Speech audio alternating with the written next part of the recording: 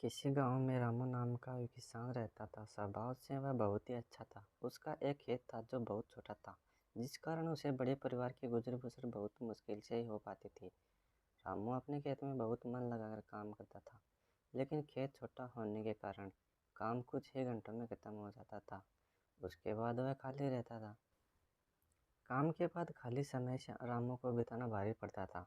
इसलिए उसने एक दिन सोचा कि क्यों ना इस खाली समय में गांव के किसी सेठ जी के खेत पर मजदूरी कर लिया जाए।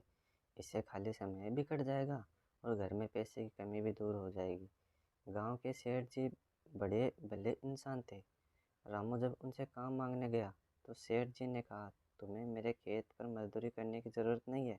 आज से मेरे पूरे खेत की जिम्मेदारी तुमको देता हूँ। जो भी फसल होगी आधा मुझे देना और आधा तुम ले जाना। सेठ जी की इस भले व्यवहार से श्यामू बहुत खुश हुआ और अगले ही दिन उसने खेत पर काम शुरू कर दिया। वह प्रतिदिन सुबह सबसे पहले अपने खेत का काम खत्म करता और फिर सेठ जी के खेत में काम करने चला जाता। एक दिन दोपहर को जब रामू सेठ जी के खेत में हल रहा था, उसी वक्त उसका पैर किसी सख्त चीज़ से टकराया। जब उसने मिट्टी हटाकर देखा तो वहाँ पर मिट्टी से बना एक छोटा मटका था, जिसके ऊपर लाल कपड़ा बंधा हुआ था। रामू पहले तो थोड़ा डर गया, लेकिन फिर भी उसने थोड़ा साहस करते हुए मटके पर बंधा कपड़ा हटाया। जैसे ही उसने मटके के अंदर देखा, उसका आश्चर्य का ठिकाना न रहा। उसमें सोने के कई आभूषण थे। रामू को अब समझ में ही नहीं आ रहा था कि वह इन कीमती आभूषण का क्या करे।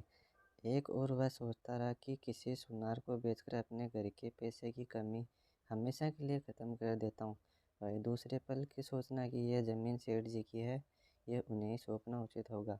काफ़ी देर तक उलझने में पड़े रहने के बाद वह अंत में सेठ जी के घर ही गया। उसने सेठ जी को सारी कहानी बताकर मटका उन्हीं के सामने रख दिया।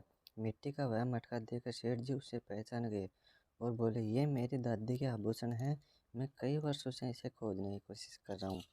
मुझे पता नहीं था कि ये कहाँ गड्ढे हुए हैं। इन्हें अचानक खोजकर तुमने बहुत बड़ा काम किया। तुम्हें इस काम का कोई बड़ा इनाम मिलना चाहिए। सेठ जी, मुझे आपने खेत पर काम दिया, यही बहुत है। अब मुझे कोई इनाम नहीं चाहिए। रामू ने सेठ जी से हाथ जोड़कर आग्रह किया। फिर सेठ जी ने कहा, रामू, मैं तुम्हें जानता हूँ, तुम बहुत मेहनती और ईमानदार हो, लेकिन इनाम तो तुम्हें स्वीकार करना ही होगा।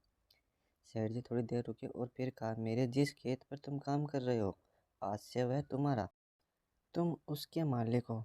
सेठ जी के मुंह से यह बात सुनकर रामू खुशी से झूम उठा। उसकी आंखों में खुशी के आंसू आए। वह मन ही मन सोच रहा था कि यदि वह लालच में पड़कर अपनी ईमानदारी को भूल जाता तो उसे इतना बड़ा इनाम नहीं मिलता।